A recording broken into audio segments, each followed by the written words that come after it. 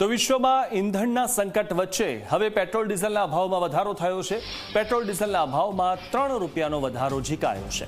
પેટ્રોલનો ભાવ 94 રૂપિયા અને 49 પૈસા જે હતો તે હવે વધીને 97 રૂપિયા 51 પૈસા થયો છે। 3 રૂપિયાનો ભાવ વધારો થયો જેના કારણે ત્યારે ડીઝલનો ભાવ જે પહેલા 90 રૂપિયા અને 17 પૈસા હતો તે વધીને હવે 93 રૂપિયા અને 26 પૈસા થયો છે। મિડલ ઈસ્ટમાં તણાવની સ્થિતિ વચ્ચે હવે ઈંધણના ભાવ વધ્યા છે અને હવે ભારતમાં અસર થઈ છે। દૂધના ભાવ વધારા બાદ લોકોને આ બીજો ઝટકો લાગ્યો છે।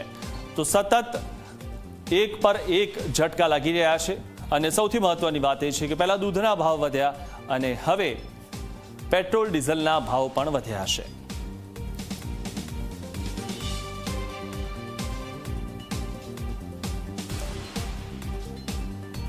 તો પેટ્રોલ અને ડીઝલમાં 3 રૂપિયાનો વધારો થયો છે ત્યારે આપણે જોઈએ ગ્રાફિક્સની મદદથી કે કયા શહેરમાં કેટલો ભાવ વધારો થયો છે।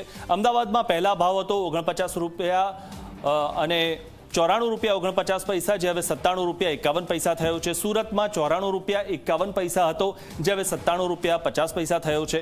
વડોદરામાં જે ભાવ પહેલા હતો પેટ્રોલનો તે 94 રૂપિયા 16 પૈસા હતો ને હવે 97 રૂપિયા 14 પૈસા થયો છે। તો રાજકોટમાં 94 રૂપિયા 31 પૈસા જે પહેલા ભાવ હતો હવે 97 રૂપિયા અને 29 પૈસા થયો છે। તો ગાંધીનગરમાં પહેલા 94 રૂપિયા 69 પૈસા જે ભાવ હતો તે હવે 97 રૂપિયા અને 68 પૈસા થયો છે।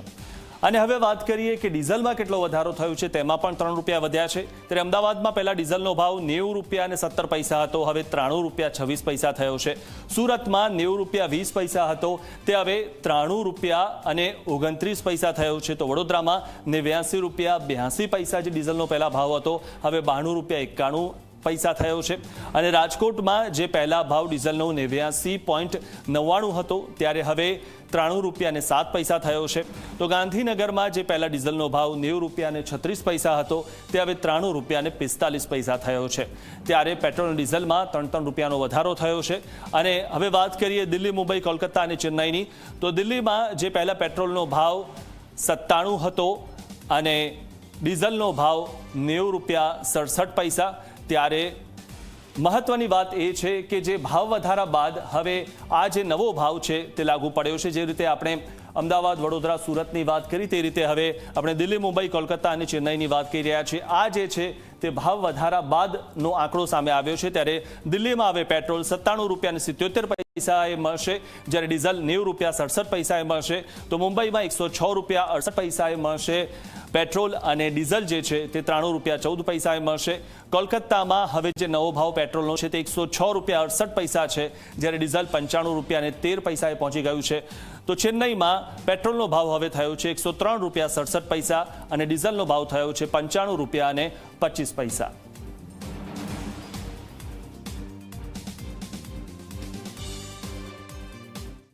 તકલીફ તો પડે જ છે, હવે શું કરીશું, દેશની સિચ્યુએશન એવી પ્રમાણે યુદ્ધનું બધું ચાલે છે એ પ્રમાણે થોડું સાચવીને જોવું પડશે ને કરવું પડશે।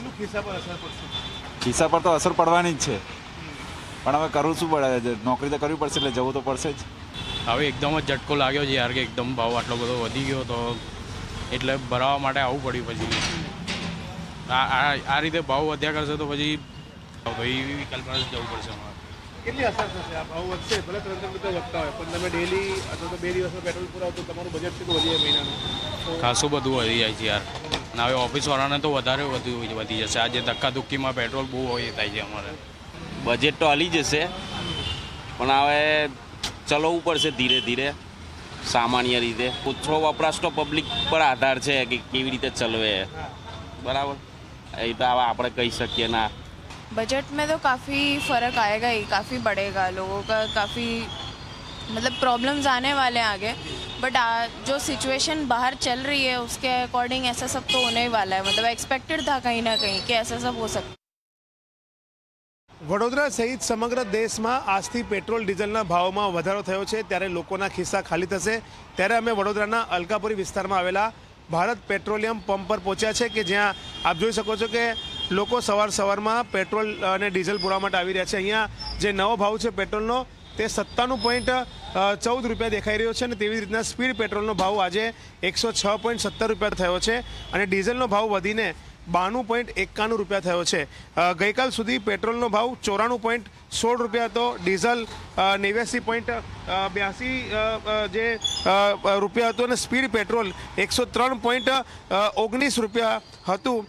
તેના બદલે આજે સીધો જ પેટ્રોલમાં અંદાજિત ₹3, ડીઝલમાં ₹3.9 અને સ્પીડ પેટ્રોલમાં પણ ₹3નો ભાવ વધારો થયો છે, જેના કારણે લોકો કહી રહ્યા છે કે આ એક એક્સપેક્ટેડ હતું, કારણ કે જે રીતના મિડલ ઇસ્ટ કન્ટ્રીઝમાં યુદ્ધ જેવી પરિસ્થિતિનું નિર્માણ થયું છે, જે ઈંધણ આવતું હતું, ક્રૂડ ઓઇલ આવતું હતું, તેમાં ક્યાંક ને ક્યાંક ઘટાડો થયો, ક્રૂડ ઓઇલના ભાવમાં વધારો થયો અને તેના કારણે સરકાર દ્વારા આ ભાવ વધારો ઝીકવામાં આવ્યો હોવાની અત્યારે લોકો વાત કરી રહ્યા છે. લોકો એવું પણ એક્સપેક્ટ કરી રહ્યા છે કે હવે જ્યારે ભાવ વધ્યા છે ત્યારે તેઓ ટ્રાન્સપોર્ટેશન જે છે તેમાં ઘટાડો કરશે, પબ્લિક ટ્રાન્સપોર્ટનો ઉપયોગ કરશે.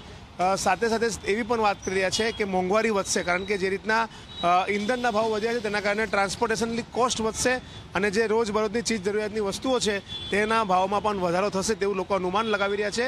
અને સાથે જ લોકો એવું પણ કહી રહ્યા છે કે સેલેરી નથી વધી રહી, પરંતુ મોંઘવારી વધી રહી છે, તેના કારણે તેમના ખિસ્સામાં કાપ મૂકવાનો વારો આવ્યો છે અને ક્યાંક ને ક્યાંક લોકો સરકાર પાસે માંગણી પણ કરી રહ્યા છે કે મોંઘવારીમાં થોડો ઘણો ઘટાડો કરવામાં આવે. કેમેરામેન જયંતિ સોલંકી સાથે રવિ અગ્રવાલ, G24 કલાક, વડોદરા.